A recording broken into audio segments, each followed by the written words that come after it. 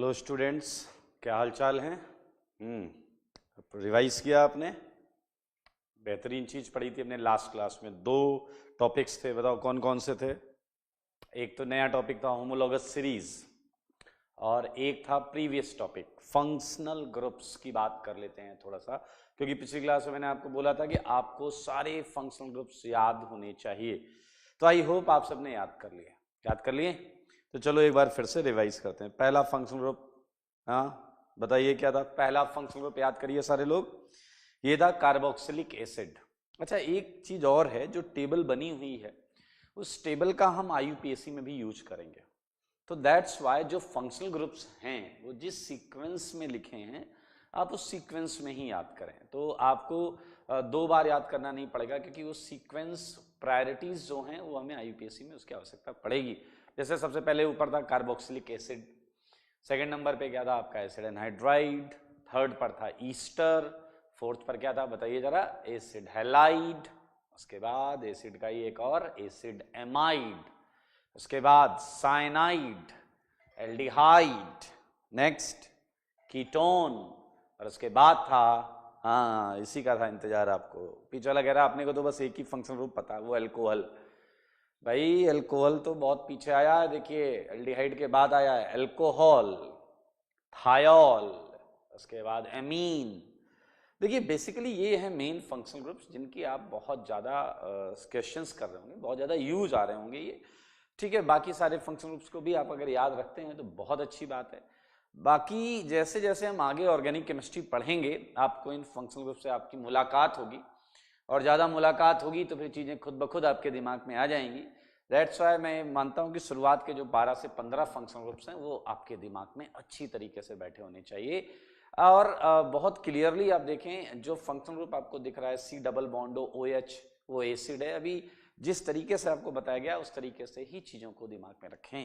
Okay, सो इसके बाद homologous series किया था हमने। होमोलॉगस सीरीज बहुत सिंपल सा फंडा था, वो हमने पढ़ा, उसके 2-3 एग्जाम्पल्स भी किए।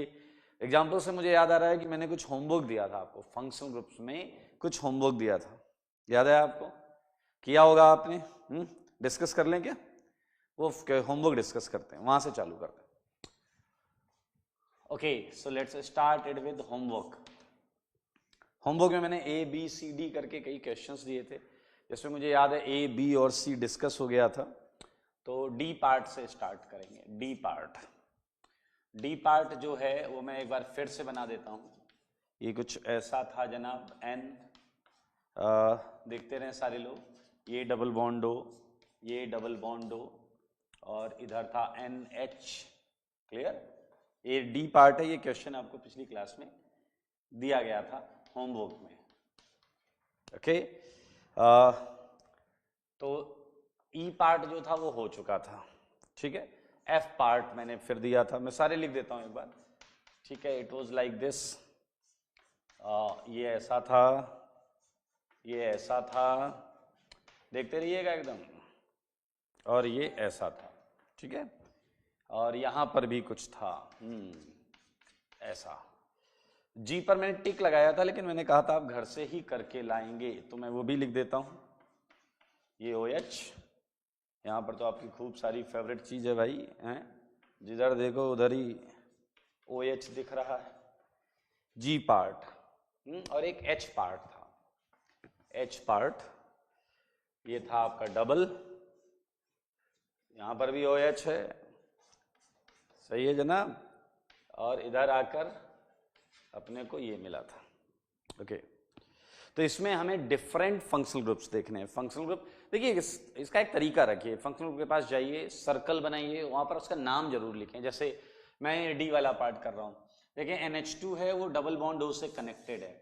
अगर आप याद करें तो ये एसिड एमाइड आ गया है, ये है एसिड एमाइड। वो भी और क्लियर करें तो बताइए कैसा है ये? Primary acid amide. NH2 है ना, प्राइमरी एसिड एमाइड। N पर अगर 2 H होते थे कार्बोनाइल के साथ तो प्राइमरी होता था, और अगर एक होता था तो सेकेंडरी होता था, और अगर एक भी नहीं होता था तो टर्सरी होता था। मेरे ख्याल से अभी अभी हमने जिसकी बात की वो देखें, ये टर्सरी एसिड एमाइड है। N पर कोई H नहीं है, तो ये हो गया आपका टर्सरी एसिड एमाइड। एक और फंक्शनल ग्रुप मिल गया हमें। इसे पहचानो, ये है कौन, ये है सी डबल बॉन्ड, आजू भी कार्बन बाजू भी कार्बन। तो मेरे भाई इसकी किस्मत में बस कीटोन होना लिखा है, ये कीटोन है, एल्डिहाइड के जस्ट बाद जो था ketone. Look at this NH, ये NH तो है लेकिन इसके बगल में ना सी डबल बॉन्डो है ना इधर सी डबल बॉन्डो है, तो ये एमाइड नहीं है ये एमाइड नहीं है, ये एमीन है। कौन सा एमीन, ये भी बताओ। ये है सेकेंडरी एमीन। क्या है दोस्तों, सेकेंडरी एमीन। देखो ये भी NH है, ये भी NH है, लेकिन इसके साथ कार्बोनाइल जुड़ा हुआ है, और इसके साथ कार्बोनाइल जुड़ा हुआ है तो फिर ये एसिड एमाइड कैटेगरी में आ गया। N with carbonyl amide, N with carbonyl amide, N with carbonyl amide, तो ये फिर से है एसिड एमाइड। लेकिन कौन सी कैटेगरी है, मैंने बोला था अगर N के साथ कार्बोनाइल है और N पर 2 H हैं तो प्राइमरी, 1 H है तो सेकेंडरी, और एक भी नहीं है तो टर्सरी। तो जनाब ये है सेकेंडरी एसिड एमाइड। देख लो ये ग्रुप हैं आपके सामने, और सारे के सारे डिफरेंट फंक्शनल ग्रुप्स हैं, सारे के सारे क्या हैं, डिफरेंट फंक्शनल ग्रुप्स हैं, इसलिए कोई इश्यू नहीं है। काउंट 1 2 3 4 5, तो टोटल डिफरेंट फंक्शनल ग्रुप्स कितने आ गए यहाँ, 5। ओके, आई होप आप में से कई लोगों का आंसर सही होगा। अगला प्रश्न करें, बोलो अगला करें। आइए एफ पार्ट करते हैं, एफ पार्ट करते हैं। सी डबल बॉन्डो Cl, आपको याद है हमने एक फंक्शनल ग्रुप किया हुआ है COX, एक फंक्शनल ग्रुप हमने किया है COX, और हमने बोला था एसिड हैलाइड। याद रखें X की जगह आपका फ्लोरीन, क्लोरीन, ब्रोमीन, आयोडीन कुछ भी हो सकता है। तो यहां पर क्या है, क्लोरीन है, यहां क्या है देखिए क्लोरीन, सेम कैटेगरी है दोस्त। तो ये वाला जो सेगमेंट है, ये सेगमेंट है एसिड हैलाइड। क्या है ये, एसिड हैलाइड। चलिए और देखिए, लुक एट दिस ऑक्सीजन, इसके इधर कार्बन डबल बॉन्डो नहीं है ना इधर डबल बॉन्डो, सिंपल कार्बन कार्बन है। इसे पहचानो, ये है कौन, ये है ईथर। ईथर क्या है ये, ईथर। अब देखो वैसे ही एक सेगमेंट ओ, लेकिन इधर है कार्बोनाइल। अब पूरी टेबल में जाकर चेक करो, ओ के एक तरफ कार्बोनाइल, ओ के एक तरफ कार्बोनाइल, ये था Easter. Frooti smell, Frooti smell, fruits की स्मेल होती है उसमें, ईस्टर। देख लें, ये O के एक तरफ कार्बोनाइल ईस्टर था, O के दोनों तरफ कार्बोनाइल एसिड एनहाइड्राइड था, और O के अगर किसी भी तरफ कार्बोनाइल ना हो तो ईथर था। कितना इजी है, 1 2 3 मिलकर, 2 को और पकड़ते हैं। ये देखो, इसे पहचानो, ये है कीटोन, कीटोन, ये भी कीटोन है, ये भी कीटोन है जनाब, दोबारा आ गया। और ये क्या है, देखो यहां समझना, ये दोनों अलग केस हैं, ये दोनों अलग केस हैं। यहां Cl और कार्बोनाइल के बीच में कार्बन है, जबकि यहां Cl डायरेक्ट इससे जुड़ा है। जब कोई हेलोजन डायरेक्ट जुड़ा होगा तो एसिड हैलाइड होगा, लेकिन अगर ये इससे डायरेक्ट नहीं जुड़ा है तो ये आपका एसिड हैलाइड नहीं है, ये कीटोन अलग हो जाएगा। और ये क्लोराइड, क्या ग्रुप है ये, क्लोराइड। हेलोजन्स ये भी फंक्शनल ग्रुप में आते हैं। तो अब जरा देखो, ये दोनों सेम है तो इन्हें एक ही बार गिनेंगे, तो 1 2 3 4 5। अरे इसका भी आंसर 5 है यार, गजब चल रहा है काम है। 5, ठीक है। 9th का आंसर ये कौन सा है, G, EFG का आंसर बताओ। 1 2 3 4 क्या आंसर है, 1 2 3 4, बोलो बोलो बोलो, 1 2 3 4 क्या आंसर है मेरे भाई, ये क्या है, एल्कोहल, एल्कोहल, एल्कोहल। और आपको पता है सेकेंडरी, टर्सरी, सेकेंडरी, और हमें पता है कि कुछ भी हो ये एक ही होते हैं, तो ये एल्कोहल हो गए। तो इन सबको हम 3 नहीं गिनेंगे, 1 गिनेंगे। और इसे पहचानेंगे तो पहचान लोगे यार, ये तो आपके बाएं हाथ का काम है, एसिड। तो यहां टोटल डिफरेंट फंक्शनल ग्रुप्स कितने आएंगे, 2, एक एल्कोहल आएगा, एक एसिड, ये सब एल्कोहल है। तो डिफरेंट फंक्शनल ग्रुप गिनने हैं, इसलिए यहां पर 2 डिफरेंट फंक्शनल ग्रुप है। टोटल फंक्शनल ग्रुप 4 हैं, बट डिफरेंट फंक्शनल ग्रुप 2 हैं, एक एल्कोहल कोई भी आप और दूसरा एसिड, तो 2 फंक्शनल ग्रुप हैं। बहुत आसान है, बस वो टेबल आपको आनी चाहिए। अभी भी अगर कुछ कसर रह गई है उस टेबल को याद करने में, मेमोराइज करने में, तो आप उसे कर लें, प्रयास करें, हमारे पास टाइम। H पर आते हैं, H, क्लियर।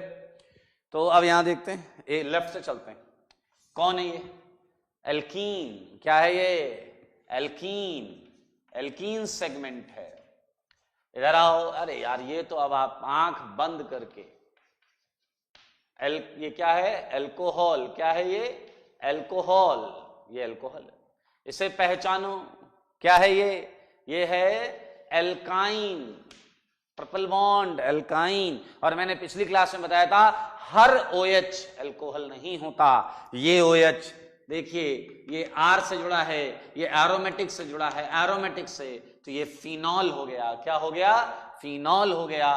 तो इसे मैं ArOH कैटेगरी रख सकता हूं, एरोमेटिक अल्कोहल बोल सकता हूं। क्या बोल सकता हूं मैं? बोलो, एरोमेटिक अल्कोहल। तो मेरे भाई डिफरेंट के नाम पर 1 2 3 4 ये अलग है, ये एलिफेटिक है, ये एरोमेटिक है, पिछली क्लास में मैंने बताया था। तो इसका टोटल आंसर होगा 4 एरोमेटिक अल्कोहल।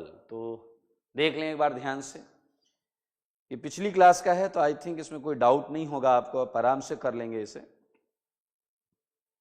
ठीक है, तो हम फंक्शनल ग्रुप पूरा खत्म कर चुके हैं, हम होमोलॉगस सीरीज खत्म कर चुके हैं। आज हम जो करने जा रहे हैं बहुत ही बेसिक सिंपल सी चीज है, तो हम वो करेंगे, और वो है जो मैंने हेडिंग डाली थी लास्ट क्लास के लास्ट में, वो थी क्लासिफिकेशन ऑफ ऑर्गेनिक कंपाउंड्स। क्या है वो? क्लासिफिकेशन। हम ऑर्गेनिक कंपाउंड को कितने तरीके से क्लासिफाई करते हैं, वो सारी बहुत इजी है, बहुत इजी सेगमेंट है। ये नाम आप कई बार सुनते हैं इसलिए उसे पढ़ लेते हैं थोड़ा। ठीक है, बहुत आसान, आराम से कर लेंगे। बस मैं हटा देता हूं पहले ये।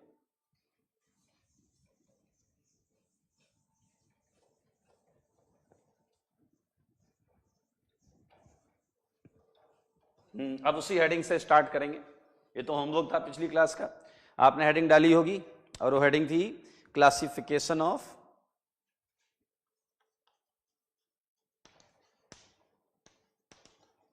Organic compound. ऑर्गेनिक कंपाउंड, तो भैया जो ऑर्गेनिक कंपाउंड होता है, ध्यान से सुने, इसे बहुत सिंपल तरीके से क्लासिफाई करते हैं। पहला जो एक पार्ट हम ले सकते हैं वो होता है स्ट्रेट चेन, या इसे हम बोल सकते हैं ओपन चेन। क्या बोल सकते हैं दोस्त? Open chain.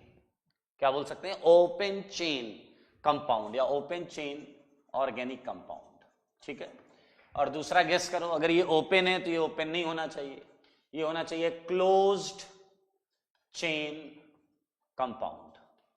बहुत इजी, ओपन चेन कंपाउंड। अब अगर मैं बिना बताए आपसे पूछूं बताओ इसकी डेफिनेशन क्या है, तो आप बहुत आराम से गेस कर सकते हैं, सर यहां पर कोई भी चीज क्लोज नहीं होगी और यहां पर क्लोज चीज जरूर होगी। उल्टा मत बोलना, आपने कहा यहां सर कोई चीज क्लोज नहीं होगी, यहां कोई चीज ओपन नहीं होगी। नहीं नहीं नहीं, थोड़ी सी बुद्धि लगाओ। ओपन चेन कंपाउंड वो होते हैं, ये तो आप सही बोल रहे हैं, इसमें कोई क्लोज्ड सेगमेंट नहीं होगा। ठीक है, लेकिन यहां पर क्या है, यहां क्लोज्ड सेगमेंट जरूर होगा, उसके साथ चाहे ओपन भी हो, लेकिन ये क्लोज्ड। इसका एक और नाम है, अक्सर हम इसे ऐसा भी बोलते हैं कि क्लोज चेन को बोलते हैं साइक्लिक। क्या बोलते हैं दोस्त? Cyclic compound. क्या बोलते हैं? Cyclic compound. Cyclic ring type का कुछ आएगा। और याद रखें, इससे मिलता जुलता नाम है, इसे बोलते हैं एसाइक्लिक कंपाउंड। एसाइक्लिक कंपाउंड, ध्यान से देखना, ये ए और साइक्लिक दूर दूर मत लिख देना, गड़बड़ हो जाएगा, एसाइक्लिक हो जाएगा ए साइक्लिक कंपाउंड। नहीं नहीं नहीं नहीं, साइक्लिक जिसमें क्लोज्ड सेगमेंट होना जरूरी है, एसाइक्लिक जिसमें कोई भी क्लोज्ड सिस्टम या साइक्लिक सिस्टम होना जरूरी नहीं है। ये याद रखें, मतलब जरूरी नहीं, मतलब होना ही नहीं चाहिए इधर। तो ये हो गया आपका एसाइक्लिक। अच्छा, अब एसाइक्लिक के हम बहुत सारे पार्ट कर सकते हैं। एक आपको पता है, जैसा हमने पहले किया हुआ है, सैचुरेटेड। क्या है? Saturated compound. और ये क्या हो गया आपका?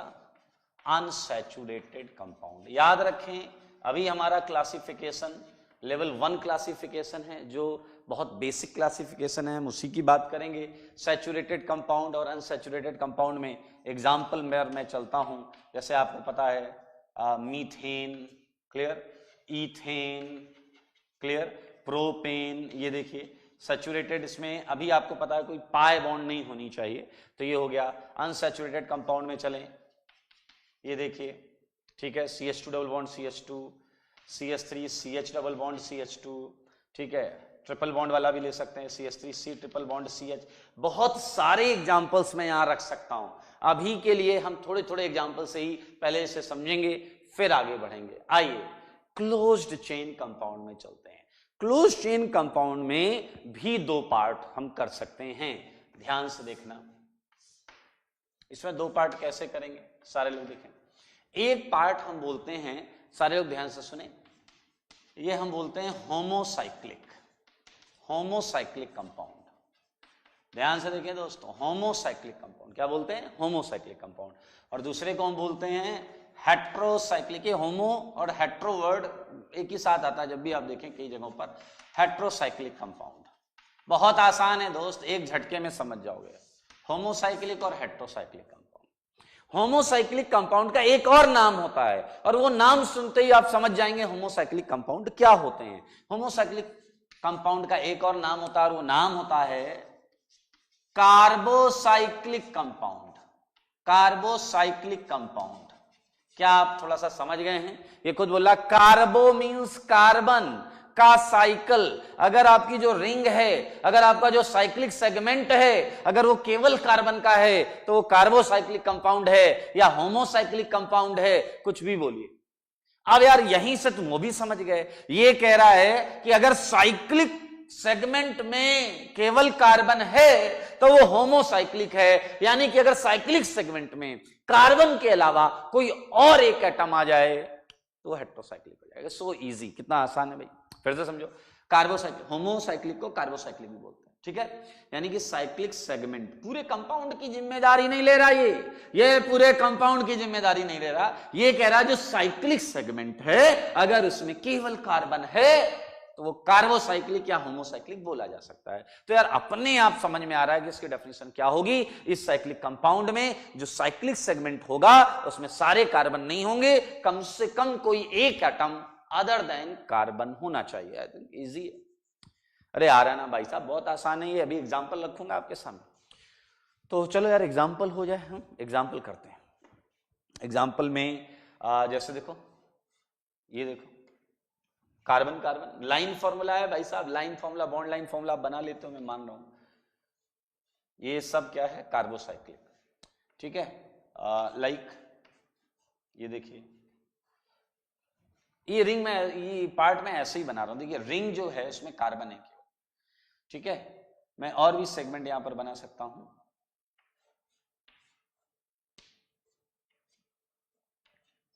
ये देखो कार्बोसाइक्लिक है ना, कार्बोसाइक्लिक। चलिए और कार्बोसाइक्लिक हैं जनाब, इसे पहचानो, बेंजीन के नाम से आप पुकारते हैं इसे। ये देखिए ये भी कार्बोसाइक्लिक है।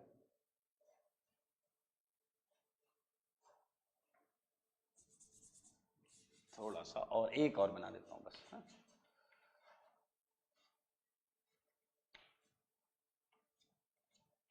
देखिए ये भी कार्बोसाइक्लिक है, क्योंकि रिंग में कार्बन ही है, साइक्लिक सेगमेंट में कार्बन ही है, इसलिए डोंट वरी, यहां कार्बन कार्बन कार्बन है।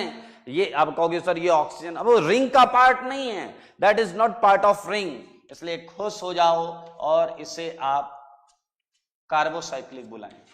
देखिए अगर ऐसा भी है तो ये कार्बोसाइक्लिक है, क्योंकि साइक्लिक सेगमेंट में कार्बन ही है, carbon carbon carbon carbon carbon carbon, तो ये कार्बोसाइक्लिक, होमोसाइक्लिक, हेट्रोसाइक्लिक बनाते हैं। आ जाओ हेट्रोसाइक्लिक कंपाउंड में इसे पहचानो। देखो 5 की रिंग है, एक ऑक्सीजन फंसा हुआ है, ठीक है। आगे चल के आप पढ़ेंगे, इसका नाम होता है THF, टेट्राहाइड्रोफ्यूरन, बाद में करेंगे फिलहाल। और देखो, देखते रहो, पाइरन, पाइरन क्या बोलते हैं इसे, पाइरन। ये देखिए नाम अभी याद करने की जरूरत नहीं है, आप तो बस ये समझो साइक्लिक सेगमेंट में क्या सारे कार्बन है, नहीं, एक ऑक्सीजन। क्या साइक्लिक सेगमेंट में सारे कार्बन है, नहीं, एक ऑक्सीजन। साइक्लिक सेगमेंट में एक सल्फर आ गया, यहां एक नाइट्रोजन आ गया, ठीक है। और भी बहुत सारे लिखे जा सकते हैं। ये देखिए यहां नाइट्रोजन फंसा हुआ है, तो ये हेट्रोसाइक्लिक कंपाउंड की कैटेगरी आ गई है। तो ऐसे हम बहुत सारे बना सकते हैं।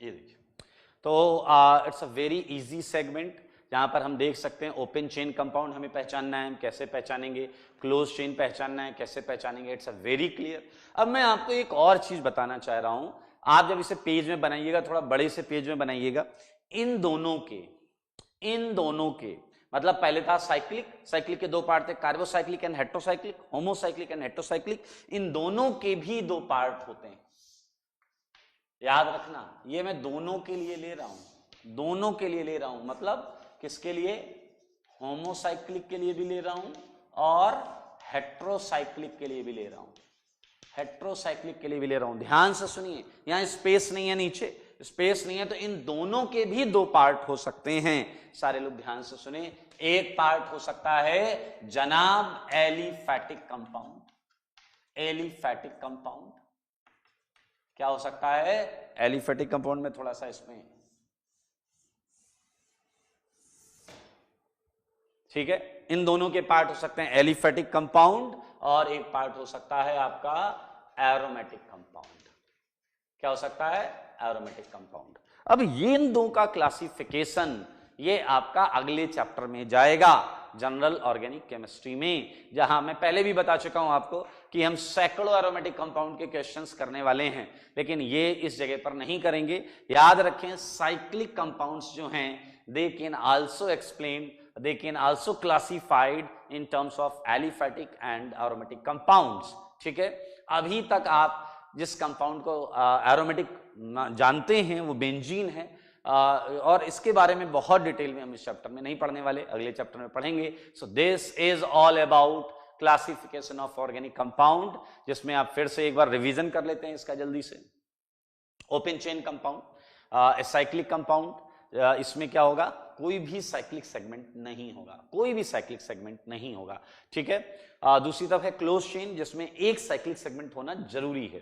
तो ये हो गया आपका साइक्लिक कंपाउंड। ठीक है, इसके दो पार्ट थे, होमोसाइक्लिक या कार्बोसाइक्लिक, और दूसरा था हेट्रोसाइक्लिक। इसमें रिंग में कार्बन का होना ही कंपलसरी है, जबकि इसमें कम से कम एक एटम अदर देन कार्बन होना चाहिए। अगर आपको लग रहा है सर एक ही एटम होगा क्या, तो देखें ये दो वाले भी हो सकते हैं, जैसे यहाँ दो नाइट्रोजन है, दो ऑक्सीजन वाले भी हो सकते हैं, तो ये हेट्रोसाइक्लिक हो गया। आपका homocyclic, heterocyclic, this compound can also again classified into aliphatic compound and aromatic compound. तो आप इसके नीचे ही ये क्लासिफिकेशन बना दीजिएगा, एंड अभी आपसे कोई नहीं पूछने जा रहा कि एलिफैटिक और एरोमेटिक कंपाउंड क्या हैं, ये हम सही समय पर पढ़ेंगे। ठीक है, तो ये है क्लासिफिकेशन, और अब हम करने वाले हैं इस पर कुछ क्वेश्चन। मैं आपसे एक चीज चाहता हूं कि जब आप ये लिखें तो प्लीज यहां डेफिनेशन जरूर लिखें। लाइक यहां पर क्या लिखें, इसकी डेफिनेशन कैसे लिखेंगे बताइए। ओके, लिखें compound having no any cyclic segment, लिख लेंगे।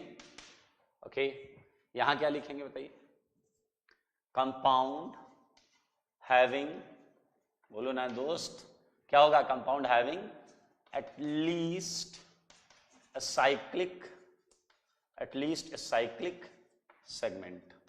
ठीक है, यहां क्या लिखोगे, यहां क्या लिखोगे बताइए, इसकी डेफिनेशन क्या लिखनी है, डेफिनेशन बताइए। Cyclic segment contains only carbon, यहां मैं लिख दे रहा हूं, cyclic segment contains only carbon.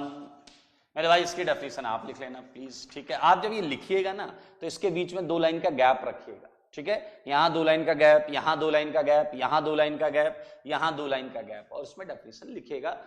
इसमें आप क्या लिखेंगे, cyclic segment must have at least one atom other than carbon. इसकी डेफिनेशन मैं लिख देता हूं, बताइए, cyclic segment must have at least one atom other than, बोलो भाई, other than carbon, other than carbon. देखो यहां एक ऑक्सीजन आ गया, other than कार्बन, ऐसे हर जगह।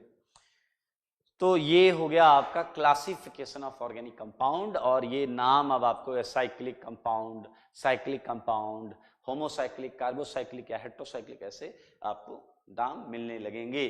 कई बार पता है क्या होता है, ऐसे नाम मिलते हैं, एलिसाइक्लिक कंपाउंड। तो यार एलिफेटिक तो साइक्लिक का हिस्सा मैंने रखा ही है, तो एलिसाइक्लिक, जो साइक्लिक कंपाउंड एलिफेटिक हैं वो एलिसाइक्लिक हो जाएंगे। ये सब आगे आएगा, अभी कोई टेंशन नहीं लेना, ठीक है। मैं हटा रहा हूं ये, इस पर हम क्वेश्चंस करने वाले हैं, क्वेश्चंस करेंगे दोस्त इस पे।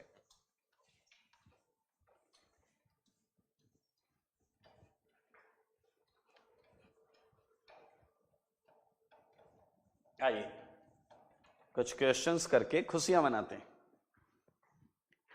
एग्जाम्पल से स्टार्ट करते हैं। ये पहला एग्जाम्पल है, match the following.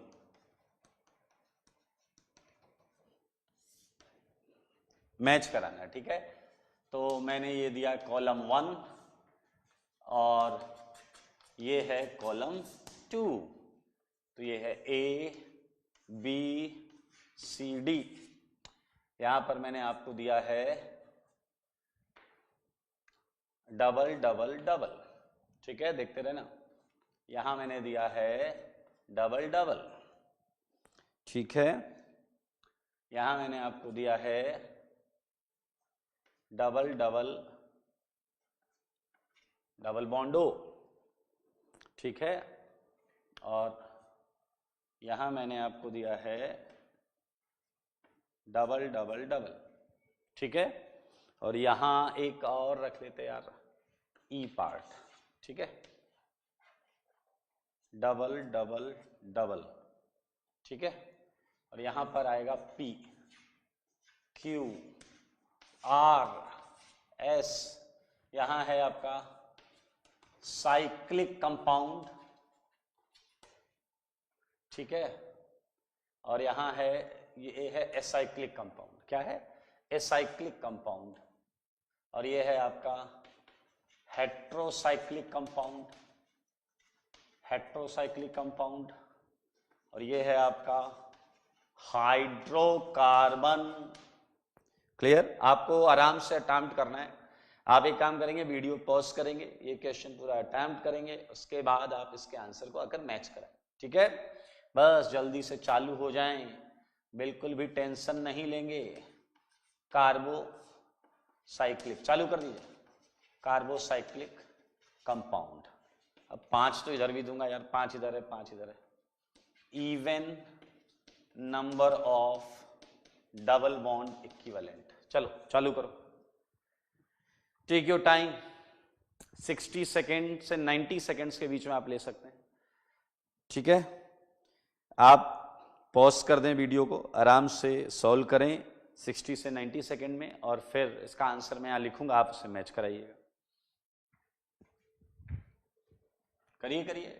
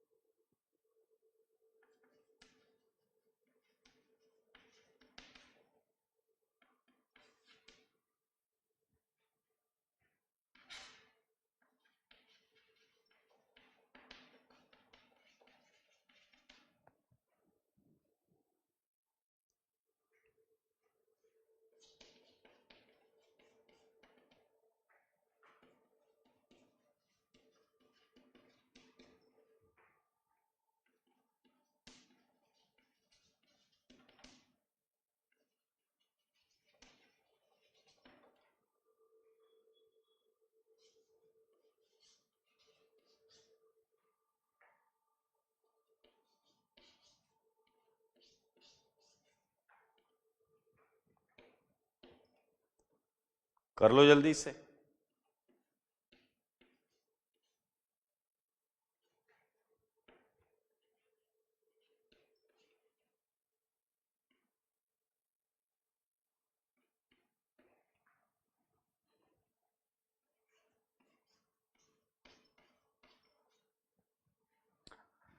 Okay so आइए हम क्वेश्चन नंबर 1 जो है एग्जाम्पल 1 इसे करते हैं, इसे समझते हैं, ठीक है। तो इसके आंसर की बात करेंगे। We are going to discuss example number 1, ठीक है। करें जनाब। लुक एट ए को पकड़ते हैं। सबसे पहले हम ए का आंसर लिखेंगे, ए के लिए आंसर लिखेंगे। तो ए क्या साइक्लिक है, क्या ओपन चेन है, क्या नो। ए के लिए पी नहीं आएगा। क्यू चेक करें, हेट्रोसाइक्लिक, क्या इसमें कार्बन के अलावा कोई और एटम है? नहीं, सारे कार्बन है, तो ये भी हट गया, पी भी हट गया, क्यू भी हट गया। हाइड्रोकार्बन, हाइड्रोकार्बन का मतलब है पूरे कंपाउंड में केवल हाइड्रोजन और कार्बन होना चाहिए, ठीक है। तो carbon hydrogen carbon hydrogen carbon, हाँ ये हाइड्रोकार्बन है। तो मेरे भाई पहली जो चीज मिलती है वो है आर। एस कह रहा है कार्बोसाइक्लिक कंपाउंड है, क्या इसकी जो रिंग का सेगमेंट है वो कार्बन का है? Yes, carbon carbon carbon carbon carbon carbon, very good. तो मेरे भाई एस मिल गया। अब देखिए एक ऑप्शन मैंने डबल बॉन्ड इक्विवेलेंट का रख दिया। डिग्री ऑफ अनसैचुरेशन आपने जो पढ़ा था याद करो, ये वही है। डीबीई हो या डीओयू हो या आईएचडी हो, मैंने बाद में आपको बताया था 3 नाम हो सकते हैं इसके, डीबीई, डीओयू या आईएचडी। तो मेरे भाई इसके अंदर कैलकुलेट कर लो, 1 2 3 और एक रिंग की वजह से, भाई 3 पाई बॉन्ड की वजह से, एक रिंग की वजह से 4, and 4 is a even number. तो मेरे ख्याल से ए का आंसर आप सबका होना चाहिए RST। क्लियर। नाउ जल्दी से बी का कर लेते हैं। बी के लिए देखें, एसाइक्लिक ओपन चेन है क्या? No, it's not open chain. Heterocyclic है क्या? कार्बन के अलावा क्या कोई और एटम है? हाँ ये है, देखो ऑक्सीजन। तो मेरे भाई क्यू से मुलाकात हो गई आपकी, क्यू हेट्रोसाइक्लिक आ गया। कह रहा है हाइड्रोकार्बन, क्या इसमें केवल हाइड्रोजन और कार्बन है? अरे साफ साफ दिख रहा नहीं, एक ऑक्सीजन भी है, तो आर चला गया भाई साहब, आर नहीं लगाएंगे। ये कह रहा है कार्बोसाइक्लिक कंपाउंड है। अरे यार जब हेट्रोसाइक्लिक हो गया है तो कार्बोसाइक्लिक काहे को होगा? इसमें देखिए एक ऑक्सीजन आ गया तो कार्बोसाइक्लिक नहीं है। कह रहा है even number of double bond equivalent, 1 2 और एक रिंग की वजह से। नो, इसके पास केवल एक ही ऑप्शन आएगा, बी केवल क्यू से मैच होगा। देख सकते हैं आप, बहुत ही सिंपल, बहुत ही आसान। आइए सी को पकड़ते हैं, सी को पकड़ते हैं, सी को, हाँ सी को देखें, क्या ये एसाइक्लिक कंपाउंड है? क्या इसमें कोई साइक्लिक सेगमेंट है या नहीं है? देखिए है तो साइक्लिक सेगमेंट है, ये तो एसाइक्लिक बोल रहा है, तो ये इसके लिए आंसर नहीं है। ये कह रहा है हेट्रोसाइक्लिक, क्या किसी इस रिंग में कार्बन के अलावा कुछ है? नहीं, कार्बन के अलावा, तो ये हेट्रोसाइक्लिक भी नहीं है। क्या ये हाइड्रोकार्बन है? नो, क्योंकि ऑक्सीजन है, तो ये हाइड्रोकार्बन नहीं है। देखिए ये तो कंपाउंड की बात कर रहा है, ये साइक्लिक सेगमेंट की बात नहीं कर रहा है, पूरे कंपाउंड की बात कर रहा है। तो इसमें देखें यहां एक ऑक्सीजन है, तो कंपाउंड हाइड्रोकार्बन नहीं है, तो पी क्यू आर सब चलेगा। क्या ये कार्बोसाइक्लिक कंपाउंड है? कार्बन क्या अब बोलो साइकिल में क्या कार्बन है? 1 2 3 4 5 कार्बन है, तो मेरे भाई इसका ऐसा आएगा, कार्बोसाइक्लिक तो है।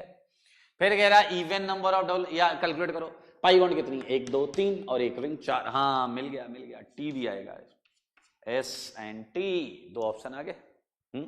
चलिए अभी तो इसके पास 2 पार्ट और हैं जनाब। चलो डी करो, डी करते हैं, डी करते हैं। डी का आंसर बताओ, डी क्या है? ये एसाइक्लिक नो, हेट्रोसाइक्लिक यस, क्योंकि नाइट्रोजन फंसा हुआ है। तो क्यू से चालू करो जनाब, क्यू। क्या ये हाइड्रोकार्बन है? No, it's not a hydrocarbon. क्या ये कार्बोसाइक्लिक है? नो, इसमें नाइट्रोजन फंसा हुआ है। क्या इवन नंबर ऑफ डीबी है? यस, 1 2 3 और एक रिंग, क्यूटी है भाई साहब। डी जो है क्यूटी है, क्यूटी देखें, क्यू और टी ऑप्शन आ गया। ई बताइए, ई कह रहा है साइक्लिक कंपाउंड, क्या ये ओपन चेन है? क्या इसमें कोई रिंग सेगमेंट है? नहीं, तो ये साइक्लिक है, बिल्कुल सही है, तो ये पी आ गया इसके लिए। क्या ये अब साइक्लिक वाले देखने ही नहीं है, क्या ये हेट्रोसाइक्लिक? अरे साइकिल ही नहीं है यार, हटाओ इसे। हाइड्रोकार्बन है, यस सारे हाइड्रोजन एंड कार्बन है, तो आर भी आ गया, आर भी आ गया। क्या ये कार्बोसाइक्लिक साइक्लिक वाला देखने नहीं हो, तो साइक्लिक है ही नहीं। Even number of DB 1 2 3 no, इसमें 3 ही हैं तो बस 3 आंसर आएगा। So this is the final answer. देख लें, ए है RST, BQ, CST, DQT and E है PR। ठीक है, जितने लोग का ये सही है, वेल डन, वेरी गुड, बहुत अच्छे। ये दूसरा प्रश्न है, मैच करता हुआ उसी टाइप का है, तो आप अपने घर जाकर करिएगा। थर्ड क्वेश्चन में मैंने आपको 5 कंपाउंड दिए, 1 2 3 4 5, 5 कंपाउंड्स हैं और आपको पता करना है total number of heterocyclic compound. इसमें से आप हेट्रोसाइक्लिक कंपाउंड कितने हैं वो आपको ढूंढने होंगे। ठीक है, इसमें कितने हेट्रोसाइक्लिक कंपाउंड ढूंढने होंगे और ये आपका होमवर्क है, ये दोनों एग्जांपल्स आपके होमवर्क है। ठीक है, मैं हटा रहा हूं इसे हटा देते हैं।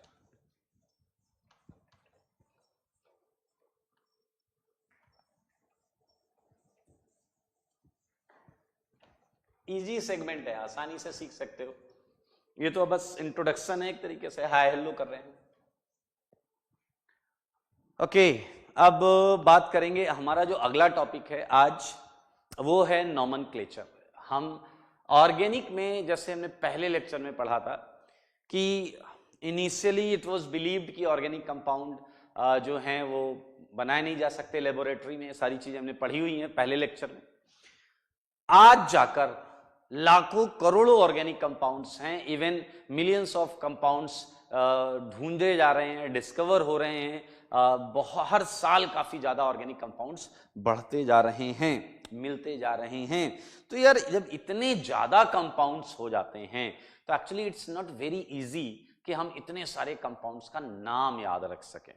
ठीक है, तो अब नेमिंग इश्यू आ जाता है, नेमिंग लोचा आ जाता है, हम इतने चीजों का नाम कैसे याद रख सकते हैं। तो हमने क्या किया, हमने कुछ ऐसा रूल्स बना लिए हैं जिसे हम IUPAC नेमिंग कहते हैं। इन रूल्स के बिहाफ पर ही हम कंपाउंड्स का नाम लिखना सीख लेंगे। ठीक है, और फिर उन्हीं रूल्स को फॉलो करते हुए हम IUPAC नेमिंग करेंगे ऑर्गेनिक कंपाउंड्स की। अब ये भी बात सुन लीजिए, बहुत सारे ऑर्गेनिक कंपाउंड्स हैं लेकिन सारे हमारे IIT JEE के सिलेबस में नहीं हैं, या नीट के सिलेबस में भी आप देखें तो बहुत ज्यादा नहीं है। तो हम इसमें केवल उन्हीं कंपाउंड्स की नेमिंग करने वाले हैं जो हमारे सिलेबस में हैं। ठीक है, एकदम निश्चिंत रहें, बहुत आसान है। ये भी कुछ रूल्स हैं जिन्हें हमें ध्यान से सुनना है और इंटरेस्टिंग लगेंगे आपको, बड़ा खड़ा। ये ऐसा चैप्टर है जो सबको समझ में आता है, कोई भी कैसा भी हो, कि अच्छा बच्चा हो या बहुत अच्छा बच्चा हो या बहुत ज्यादा अच्छा बच्चा हो, आप समझ रहे हैं, सबको समझ में आता है। तो आपको तो आएगा ही आएगा। किस कैटेगरी में आते हैं आप, अच्छे या बहुत अच्छे या बहुत ज्यादा अच्छे हैं, खैर किसी में भी आते हो, ये चैप्टर आपको 100% समझ में आएगा। ठीक है, बट सिंस रूल्स हैं तो हमें उन रूल्स को समझना पड़ेगा, उन रूल्स को सीखना पड़ेगा। Once we get it those rules, फिर हम खटाखट कंपाउंड्स के नाम लिखना सीख सकते हैं। ठीक है, तो IUPAC का आपको फुल फॉर्म पता होगा, international union of pure and applied chemistry. Rules कुछ बनाए गए हैं और ये रूल्स रिवाइज भी होते रहते हैं, 10 to 20 ईयर्स के पीरियड में रिवाइज होते रहते हैं। तो कई ऐसे रूल्स होते हैं जो 20-25 साल पहले थे, तो उनमें माइन्यूट सा चेंज ऐसा कर दिया गया हो, ऐसा भी मुमकिन है। इसलिए आज हम पढ़ने जा रहे हैं IUPAC nomenclature for any organic compound. तो अब बस दिमाग खोल लीजिए और ध्यान से सुनिए और आपको मजेदार लगेगा और आसानी से आप सीख जाएंगे। देखिए, IUPAC, हम IUPAC नॉमेनक्लेचर की बात करेंगे, IUPAC नॉमेनक्लेचर की बात करेंगे। ठीक है, बहुत आराम से सुनिए, एकदम रिलैक्स होकर, एकदम रिलैक्स हो जाओ, पेन पेंसिल छोड़ दो, हाथों में ले लो हाथ अपना खुद का, लाइक दिस, ऐसे बैठ जाए। ठीक है, एकदम रिलैक्स होकर। ठीक है, IUPAC नॉमेनक्लेचर, हमें कोई ऑर्गेनिक कंपाउंड दिया जाएगा, उसका डिजाइन बनाकर दिया जाएगा, उसका डायग्राम बनाकर दिया जाएगा और हमसे पूछा जा सकता है इसका नाम क्या है। ठीक है, तो ऑर्गेनिक के कंपाउंड के नाम में भी हम लोग जैसे अपना नाम लिखते हैं या आप किसी और का नाम मेंशन करते हैं, जब लिखते हैं किसी फॉर्म में लिखते हैं, कहीं पर लिखते हैं, तो जो सेगमेंट्स एक तरीके से हम सबके नाम में होते हैं, उसी तरीके के सेगमेंट इस कंपाउंड के नाम में भी होते हैं। सारे लोग ध्यान से सुनेंगे। अच्छा, IUPAC आपको पता है क्या होता है, तो ये पूरा आप इसकी वो लिख लेना, international union of pure and, ये लिख लेना यार। आइए, जैसा मैंने कहा हमारे नाम में सेगमेंट होते हैं, क्या होता है, initial name, middle name, sir name होता है ना। अरे भाई ऐसा चालू होता है ना, initial name, middle name and sir name. ऐसे सचिन का क्या है, मिस्टर सचिन का है सचिन रमेश तेंदुलकर, ऐसा 3 पार्ट हैं।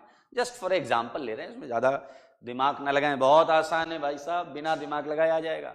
तो किसी भी कंपाउंड के नाम में, किसी भी कंपाउंड के नाम में, ऑर्गेनिक कंपाउंड की नेमिंग में ऐसे ही 3 पार्ट आएंगे। और मेरे भाई हम इन्हें बोलेंगे प्रीफिक्स। पहले जो सबसे पहले होगा, जो सबसे पहले होगा वो प्रीफिक्स होगा, और जो उसके बाद मिडिल नेम होगा उसे हम क्या बोलेंगे, वर्ड रूट। क्या बोलेंगे, वर्ड रूट।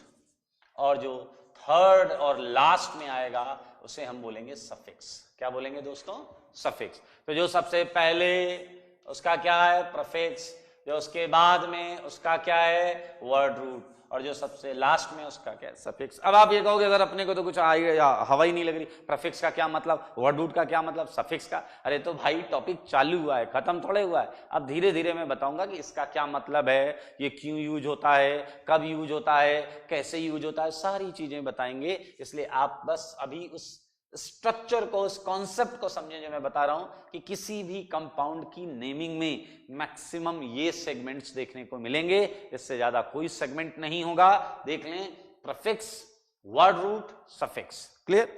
थोड़ा और लेवल 2 पर चलते हैं, एक कदम और आगे चलते हैं। तो मेरे भाई यू कैन गेट इट कि 2 टाइप के प्रीफिक्स आपके कंपाउंड के नाम में आ सकते हैं। Clear. So it can be written as 2 degree prefix.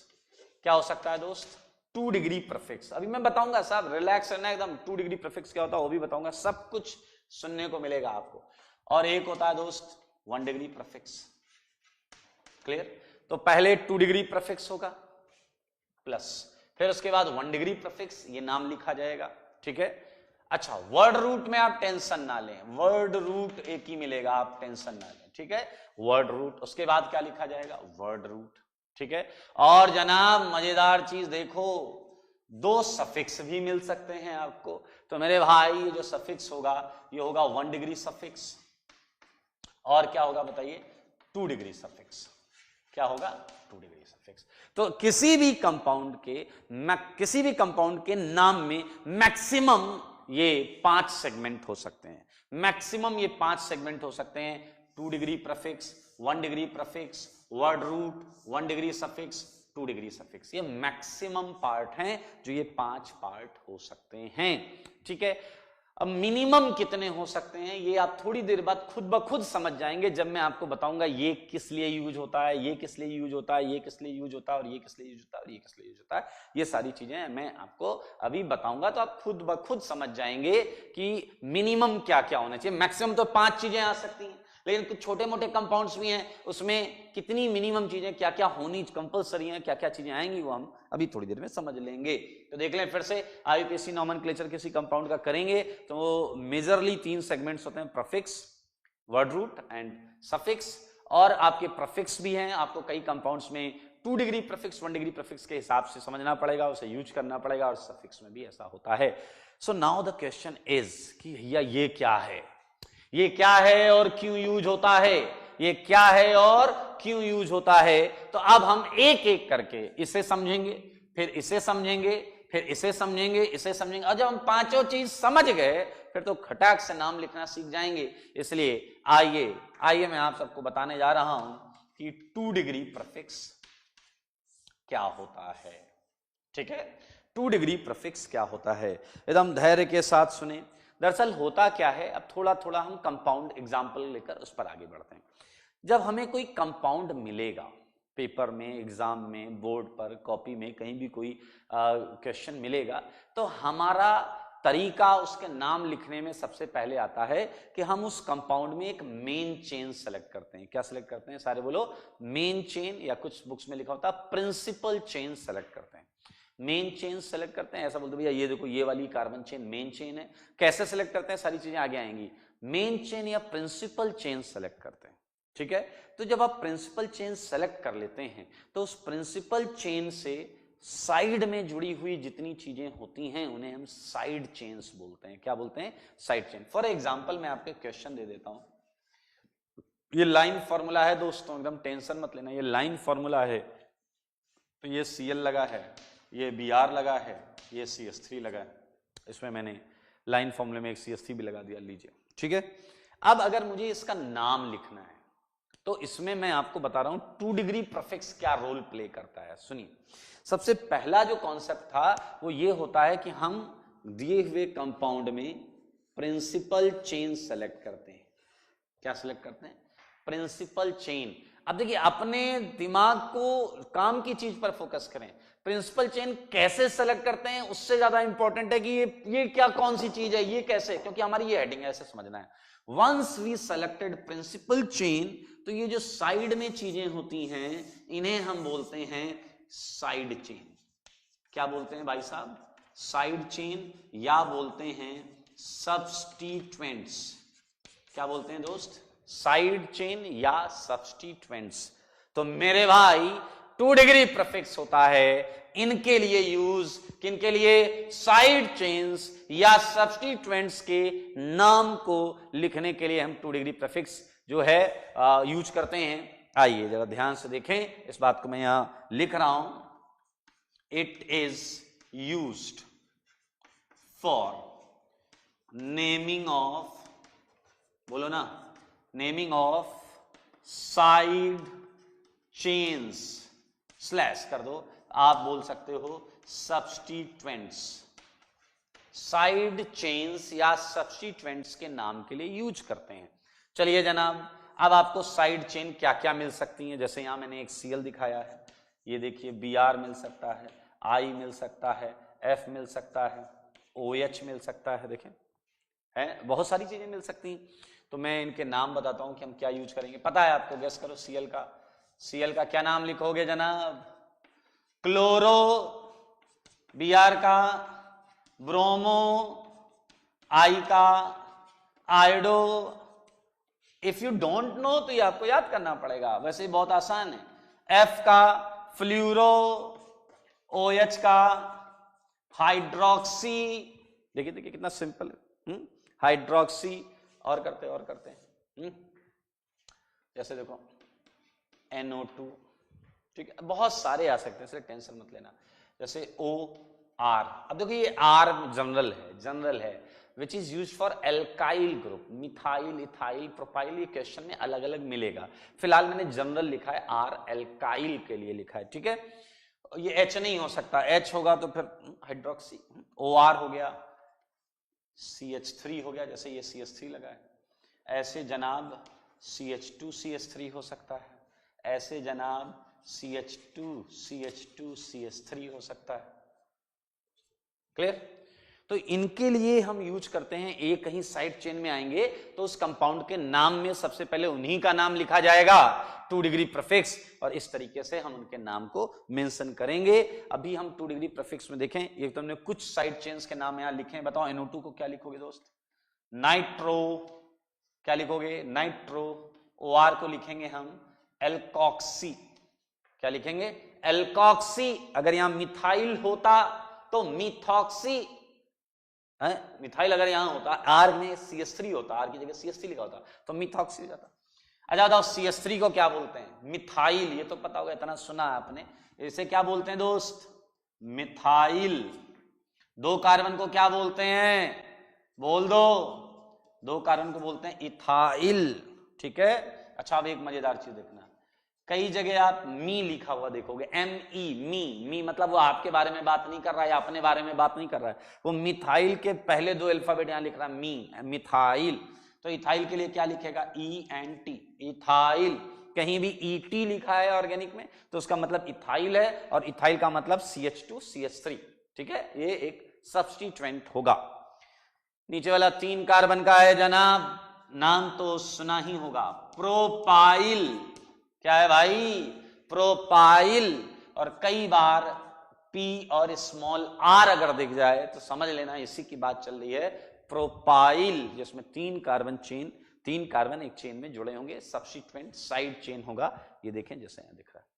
तो भैया प्रीफिक्स का तो अपने को आइडिया लग रहा है, 2 डिग्री प्रीफिक्स का बेसिकली आइडिया लग रहा है कि जब कंपाउंड, कोई भी कंपाउंड हमें मिलेगा, पूरे इसमें हम देखना कम से कम 200 300 400 कंपाउंड के नाम लिखेंगे, और इन कंपाउंड्स में जब प्रिंसिपल चेन सेलेक्ट करेंगे उसके बाद जो साइड चेन्स होंगी उन्हीं के नाम से स्टार्ट करेंगे। अब आपके भेजे में एक बात आ सकती है कि सर क्या कोई जरूरी है कि साइड चेन हो ही? कोई जरूरी नहीं। ऐसा हो सकता है कि आपके भाई ये Cl मिथाइल Br ना होता तो हमारे पास कोई साइड चेन नहीं होती, इसका मतलब मिनिमम चीजें इनमें से क्या रिक्वायर्ड है, उसमें 2 डिग्री प्रीफिक्स गायब हो सकता है। अगर किसी कंपाउंड में कोई सब्स्टिट्यूएंट या साइड चेन नहीं होगा तो मेरे भाई 2 डिग्री प्रीफिक्स नहीं लगेगा, फिर हम यहां से स्टार्ट करेंगे। कितना सिंपल है। अगर साइड चेन, भैया देखो, it is used for naming of side chain and substituent, and if there is no any side chain and substituent, अरे तो भैया इसका तो लगना ही नहीं है ना, फिर तो हम इसे नहीं, यहां से स्टार्ट करेंगे। अब आप कहोगे ये कौन सी चीज, अरे तो धैर्य रखिए ना, अभी आएंगे, वहां पर भी आएंगे भाई। तो ये हो गया 2 डिग्री प्रीफिक्स। लेकिन 2 डिग्री प्रीफिक्स के नाम को जैसे मान लेते हैं, ये है, ये भी है और ये भी है, ये है, ये है और ये है, तो इनका नाम जब लिखेंगे तो लिखते समय किन बातों का ख्याल रखना है उस पर करेंगे हम बात। आइए हम करते हैं बात। इसके आगे हम नोट लगाएंगे, ठीक है? नोट बहुत जरूरी भाई साहब, उसी नोट को हम यहां पर लिखने जा रहे हैं। फर्स्ट पॉइंट, सारे लोग ध्यान से सुनेंगे। फर्स्ट पॉइंट क्या है कि मान लेते हैं कि जब हम इन पॉइंट्स को लिख रहे होंगे, जैसे देखिए यहां एक साइड चेन है Br, तो इसे क्या बोलेंगे? ब्रोमो। ये क्या है? Cl। क्लोरो, ये क्या है? CH3। मिथाइल, ठीक है? तो जब हम इन्हें लिखेंगे तो पहला रूल ये बोलता है कि इन्हें अल्फाबेटिकल ऑर्डर में लिखा जाएगा। किस में लिखा जाएगा? अल्फाबेटिकल ऑर्डर में। देखो, ब्रोमो B से चालू होता है, फिर Cl है, क्लोरो C से, B के बाद C, उसके बाद M, मिथाइल। तो 2 degree prefix always written in alphabetical order. ये बात ध्यान देना, बहुत इंपॉर्टेंट बात है, बहुत सिंपल सी चीज है ये। तो ये लिखें, ऑलवेज रिटन, बोलिए, इन, सिंपल चीज है यार, अल्फाबेटिकल ऑर्डर। इस ऑर्डर में लिखेंगे, यानी कि Br का नाम पहले लिखना है। अगर आपने Cl का क्लोरो पहले लिखा, ब्रोमो बाद में लिखा, गलत हो जाएगा। ब्रोमो पहले होगा, फिर क्लोरो होगा, फिर मिथाइल होगा। देखिए, एक पॉइंट आपके भेजे में घुस गया। अब हम पढ़ेंगे दूसरा पॉइंट, मजेदार है, ध्यान से सुनेंगे। ये एक छोटा सा एग्जाम्पल मैंने यहाँ लिखा हुआ है, आप जरूर ये एग्जाम्पल भी लिख लीजिएगा। जब आप ये चीज लिख रहे हो तो एक एग्जाम्पल लिख लीजिएगा, ठीक है? यही वाला।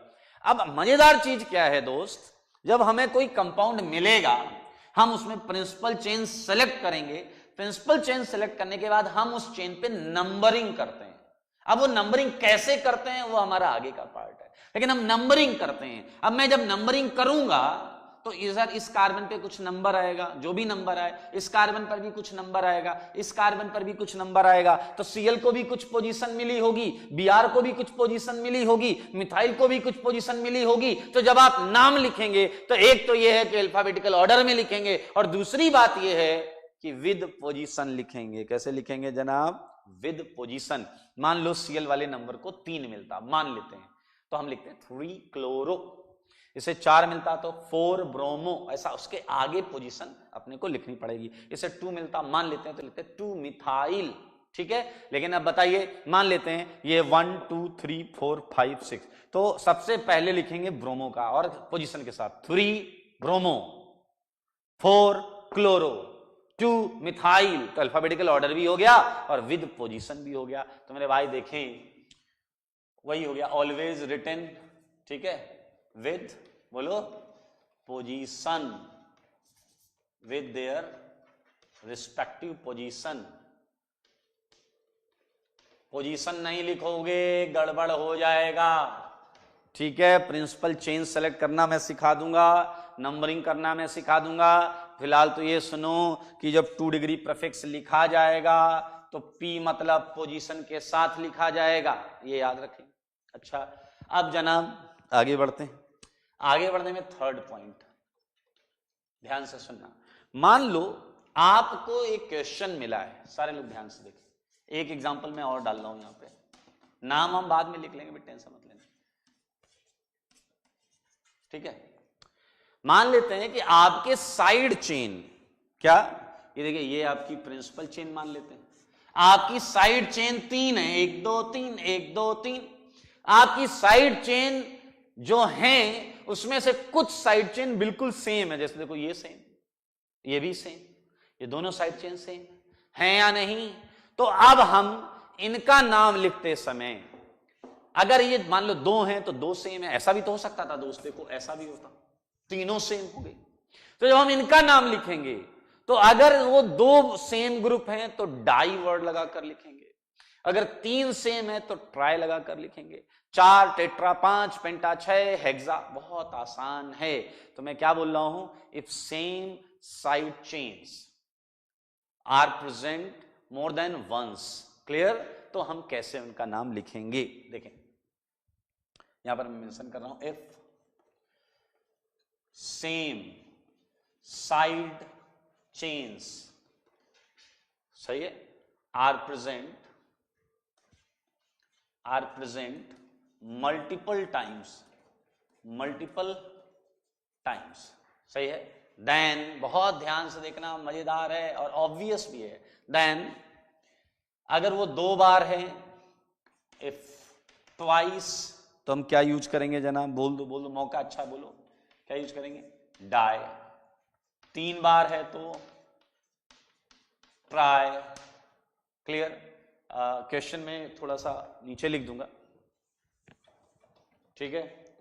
4 बार है तो टेट्रा, 5 बार है तो पेंटा, 6 बार है तो हेक्सा, इस तरीके से हम यूज करेंगे। लेकिन ध्यान से सुनना, then use above mentioned word, इनके साथ हम लिखेंगे। जैसे 2 Cl हैं तो हम लिखेंगे डाइक्लोरो, क्या लिखेंगे, डाइक्लोरो।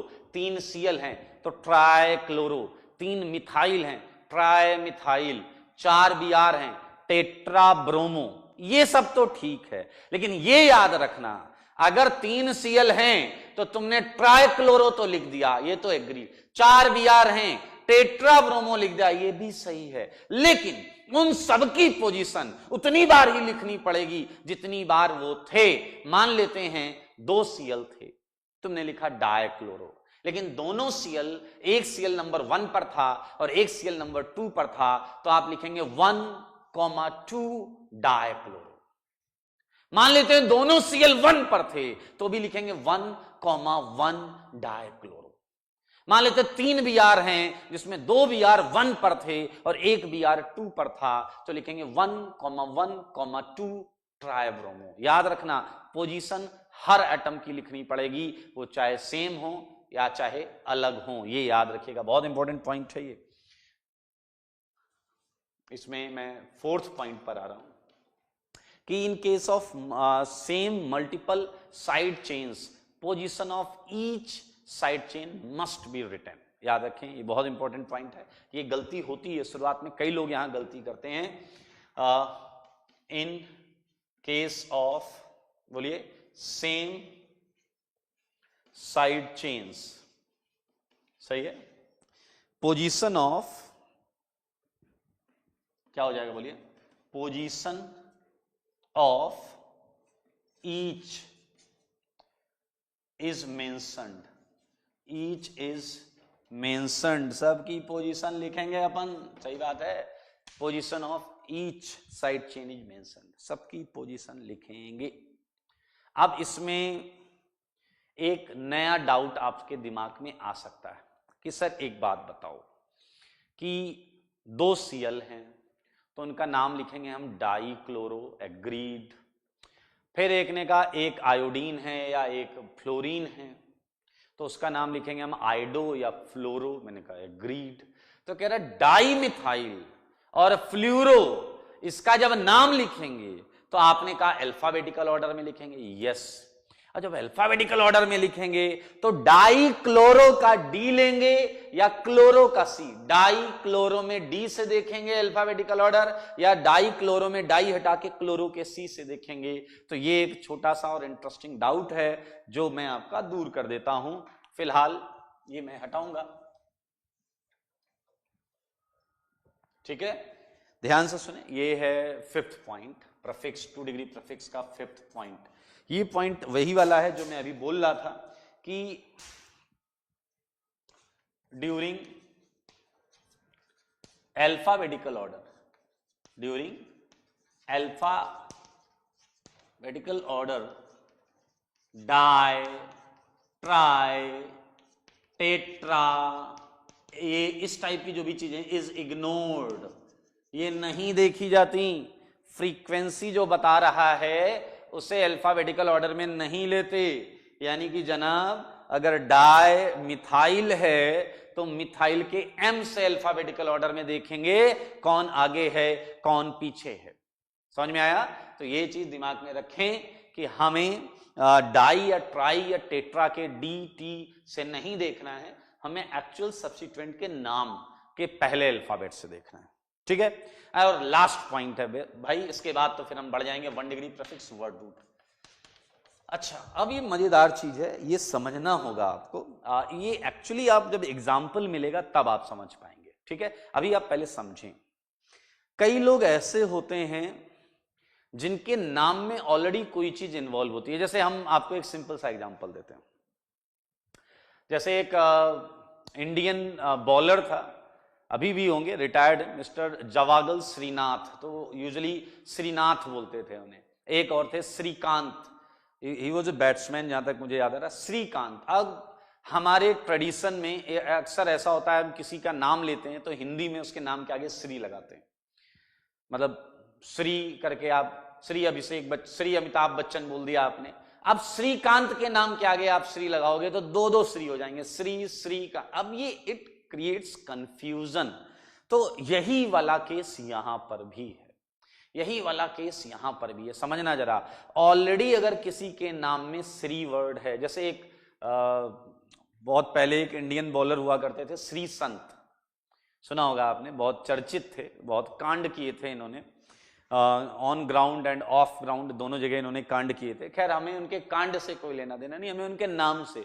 अब श्री संत को अगर हम फॉर एग्जाम्पल सम्मान के साथ उनके नाम के आगे एक और श्री लगाएं, श्री श्री संत, इट कॉजेस कंफ्यूजन कि भैया whether it's a part of name और वेदर वी आर प्रोवाइडिंग, भैया जस्ट हमने इन्हें थोड़ा सम्मान देने के लिए इनके नाम के आगे लगाया। तो ऐसा यहां पर भी हो सकता है।